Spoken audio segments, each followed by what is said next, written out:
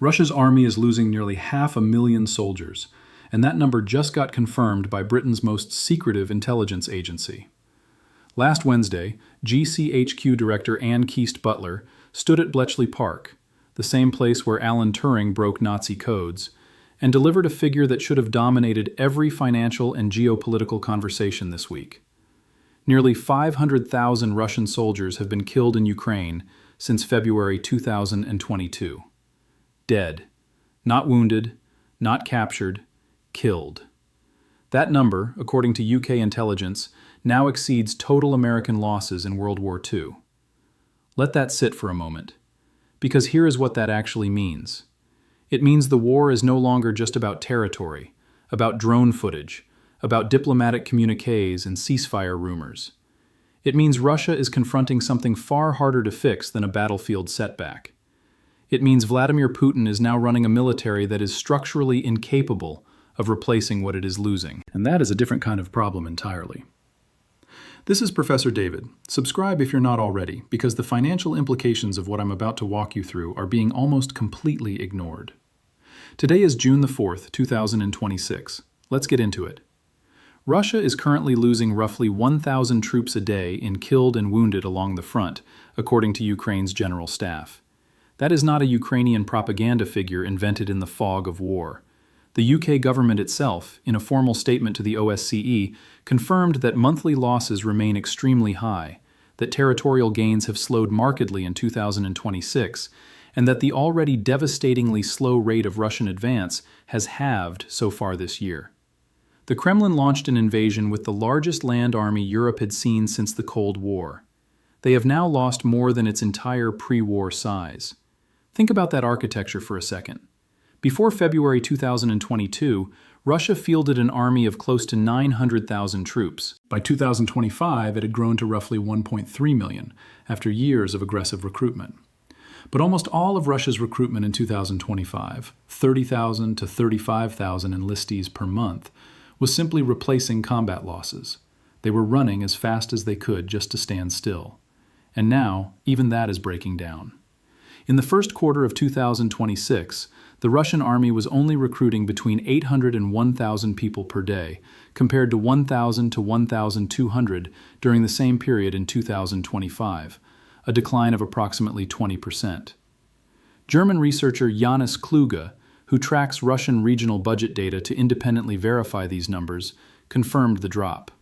By March 2026, the average sign-on bonus had reached approximately 1.47 million rubles, with at least 12 Russian regions raising their payments. They are paying more, getting fewer. That is not a recruitment program. That is a system under strain, and the math has turned against Moscow in a way that is now visible in public data. Russia's recruitment target for 2026 is 409,000 troops. Ukrainian intelligence says that in the first quarter, Russia managed to recruit roughly 80,000 people, about 22% of its annual target in 3 months. Meanwhile, the losses are running at a pace that is consuming recruits almost before they arrive at the front. Russian forces lost just under 130,000 troops killed and wounded during the first 4 months of 2026 alone. March and April set grim records, with more than 70,000 Russian soldiers no longer able to return to the battlefield. That is the inflection point. Losses outpacing recruitment, not as a projection, as a current, documented, cross-verified reality. Now, why does this matter to you if you are watching a finance and geopolitics channel? Because wars do not end cleanly. They end when one side's capacity to sustain them collapses, or when the political will to absorb costs finally breaks. And the economic costs of this collapse inside Russia are now beginning to bleed into every macroeconomic conversation about energy, sanctions, and the global commodity market. Russia's federal budget recorded a significant deficit in the first 2 months of 2026, exceeding annual projections, with a sharp drop in oil and gas revenues as a key factor. The war machine needs money. The money comes from energy. The energy revenue is falling. You do not need a PhD in economics to see where that spiral leads. Let's talk about how Putin has been trying to paper over the manpower gap, because this part of the story has not gotten nearly enough coverage in Western financial media. When the September 2022 mobilization triggered protests, draft-age men fleeing Russia by the hundreds of thousands, and a genuine political earthquake inside a country that does not tolerate public dissent, Putin made a strategic calculation. He would not mobilize again. He would find another way. For now, Moscow is replacing losses through a recruiting machine built on cash signing bonuses, prisoner conscription, and waves of North Korean troops dispatched by Pyongyang to backstop the front, allowing Putin to avoid the politically costly second mobilization wave. The North Korea dimension alone should give Western strategists and investors pause. In total, approximately 17,000 troops have been recruited from North Korea. That is not a footnote. That is Pyongyang and Moscow operating as active military partners in the middle of a European land war in 2026. The geopolitical architecture of this conflict has shifted in ways that have direct implications for arms exports, Asian security dynamics, and US-China tensions, none of which markets have fully priced. But the foreign recruitment goes further than North Korea. Russia is increasingly turning to vulnerable foreign nationals, including recruits from Africa and Asia, through coercive and deceptive recruitment practices that in some cases may amount to human trafficking, according to the Ukrainian human rights organization Truth Hounds in an exclusive statement. A report published in February 2026 found that nearly 1,500 Africans were enlisted between 2023 and mid-2025, 316 of whom died, a loss rate of 22%. And this is not a static program. Russia plans to recruit about 18,500 foreign nationals into its army in 2026, according to Ukraine's military intelligence. Russian authorities have conducted checks across all federal districts to identify foreign men aged 18 to 60. That means Russian Interior Ministry officials are now systematically sweeping migrant populations inside Russia itself, looking for military-age men with limited legal protections and limited ability to say no. What that tells you about the state of voluntary domestic recruitment is uncomfortable. Russia's recruitment campaigns and mobilization efforts have never stopped at any point during the full-scale invasion. Alongside attempts to attract foreign mercenaries, Russia is also seeking to expand its efforts. Without a doubt, this is an additional challenge for Putin and the occupation forces, and they are looking for ways to solve this problem. It is no longer enough to mobilize so-called convicts and deadbeat fathers alone. This crisis is deepening, according to Andrei Yusov, Ukraine's defense intelligence spokesperson. Read that again. It is no longer enough. That phrase, from a senior intelligence official, in an on-record statement, tells you something specific about the trajectory. Here is the mechanism that is actually driving the collapse in willingness to fight, and it intersects with something that sounds almost mundanely modern, but is turning out to be historically significant. Ukraine has been using drones, not just as strike weapons, but as instruments of psychological warfare, to give Russian soldiers a way out. The program is called I Want to Live. Launched in September 2022, it allows Russian soldiers to contact a handler by phone, website, or messenger app to arrange their surrender to Ukrainian forces. The project is designed to guarantee complete security of all conversations and correspondence with potential prisoners of war. Several thousand servicemen have already saved their lives by surrendering voluntarily, according to the program's official communication. The drone coordination piece is what makes this genuinely new. A Russian soldier who wants to surrender cannot simply walk toward Ukrainian lines. He faces a credible threat of being shot by his own side. Russia criminalized voluntary surrender in September 2022, making it punishable by up to 10 years in prison, and an equally credible risk of being misidentified as hostile by Ukrainian forward positions. So Ukraine adapted. Handlers in the I Want to Live system now coordinate with frontline reconnaissance units. Drones guide surrendering soldiers to safe pickup points. In Kupiansk, soldiers of Ukraine's Second Corps captured 3 Russian servicemen after one of the infantrymen initiated contact through the program's chatbot, which led to their surrender and capture. The Russian prisoner stated that he had been stationed in Kupiansk for an extended period without rotations, and that there was a lack of proper support from the Russian command. No rotations, no support from command. That sentence, in a theater of war, is not a morale issue. It is a logistics and command structure issue. It tells you what the inside of the Russian military machine looks like right now. And the detail about no rotations matters for a specific reason. The armies that have historically collapsed under attrition did not always collapse because soldiers stopped believing in the cause. They collapsed because soldiers stopped believing that command cared whether they lived or died. Once you lose that, you lose cohesion. And without cohesion, you do not have an army. You have armed men waiting for a way out. Ukraine's policy now is to kill or injure 35,000 Russians a month, something they have achieved this year, with the goal being to force the Kremlin into uncomfortable and unpopular recruitment from the urban center and the middle classes. Think about the political arithmetic there. Russia's provinces, its poorer rural regions, have historically supplied the bulk of contract soldiers. The signing bonuses are enormous relative to local wages, but that pool is finite, and it is now visibly shrinking. If Putin is eventually forced to conscript from Moscow and St. Petersburg, from the educated, connected professional classes whose families travel, whose children have Instagram accounts, whose friends speak at Davos, the domestic political calculus of this war transforms overnight. That is the threshold the Kremlin has been desperately trying to avoid crossing. Every foreign recruit from Nepal, every prisoner from a penal colony, every North Korean soldier is, in part, a calculation designed to delay that threshold. The drone warfare dimension cannot be overstated here, because it is the mechanism that has turned this attrition arithmetic against Russia specifically. Ukraine's policy now is to replace 30% of frontline manpower with 25,000 unmanned ground vehicles for attack, logistics, and medical evacuation, accelerating operational tempo. You have a situation where Ukraine, the smaller nation with the smaller population and the more acute manpower crisis in raw numerical terms, is increasingly automating lethality. They are deploying systems that do not tire, do not need rotation, do not call a chatbot in the middle of the night to find out how to surrender. And those systems are now driving Russian casualties to record levels. Among the main reasons for the growing Russian losses is the more effective use of drones by Ukrainian forces, enabling strikes against Russian logistics and concentrations that previously could shelter beyond direct fire range. Russia's combat efficiency is not improving. The Russian military is preserving equipment but suffering much larger losses of manpower.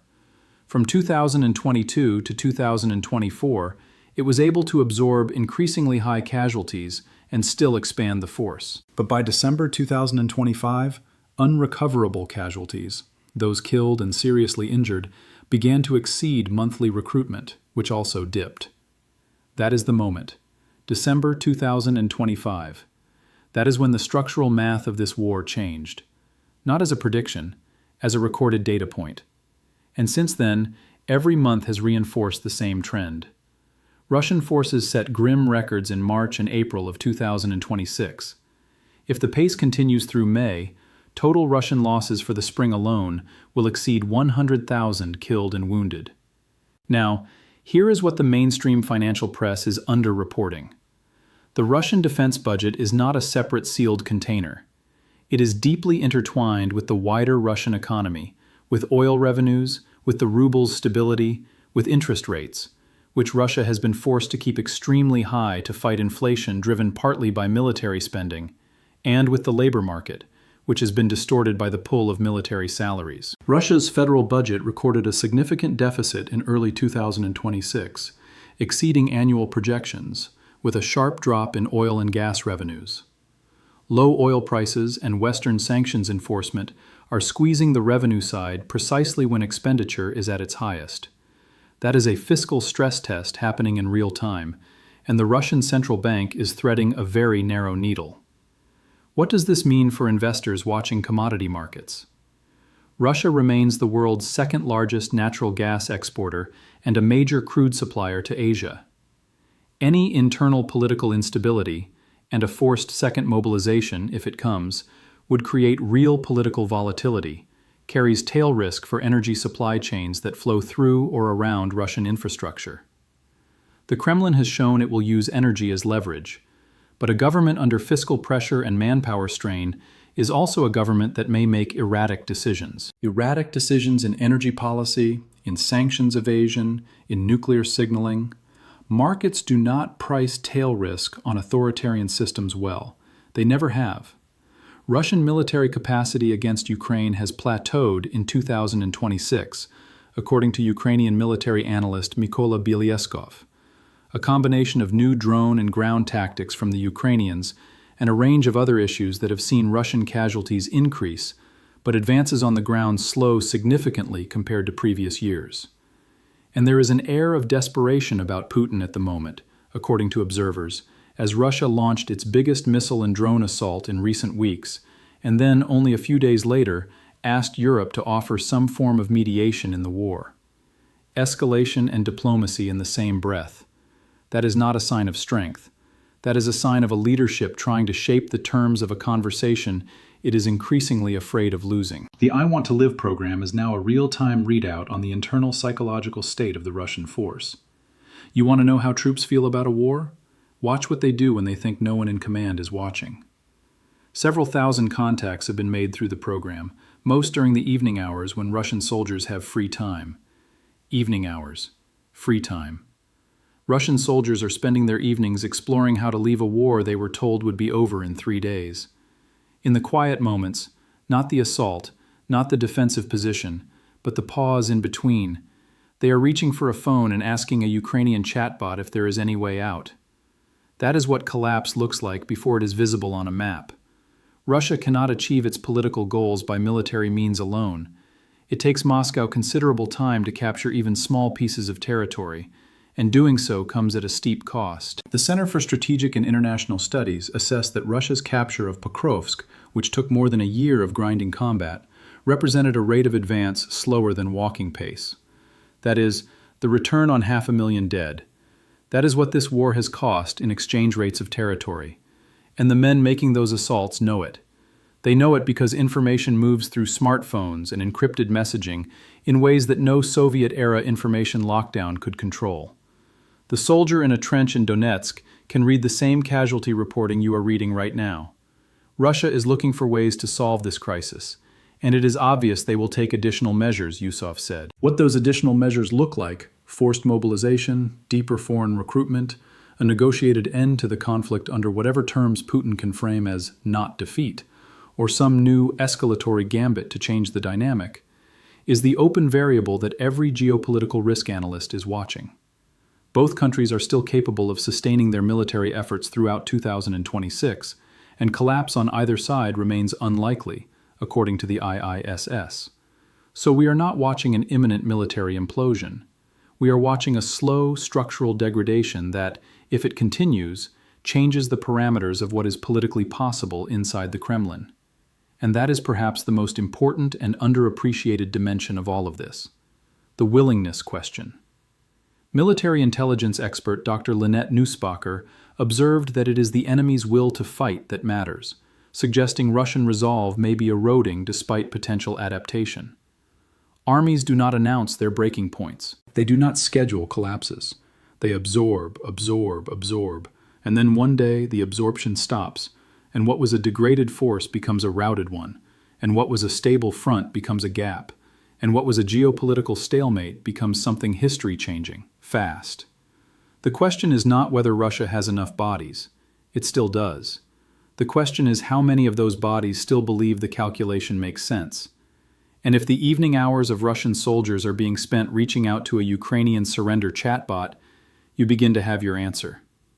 So when you look at this war as an investor, as an American watching the geopolitical board, as someone trying to understand what the next 12 months look like for European security and energy prices and NATO posture, and the dollar's role in financing post-war reconstruction, the thing to track is not territory. Territory is a lagging indicator. The leading indicator is this: can Russia recruit faster than Ukraine can kill? And right now, for the first time in this conflict, the verifiable answer from Germany's leading defense economist, from GCHQ, from the UK government's formal OSCE statement, from Ukraine's defense ministry, from Foreign Affairs, from the IISS, all converging, is no. Not yet a collapse, but a structural trend that does not reverse easily, and that carries inside it the seed of something much larger. The question worth sitting with is not whether Putin will negotiate, or whether he will escalate, or whether the next mobilization wave will come. The question is, what happens to an authoritarian government that built its domestic legitimacy on projected strength when the math of the war it started makes strength impossible to project at acceptable domestic cost?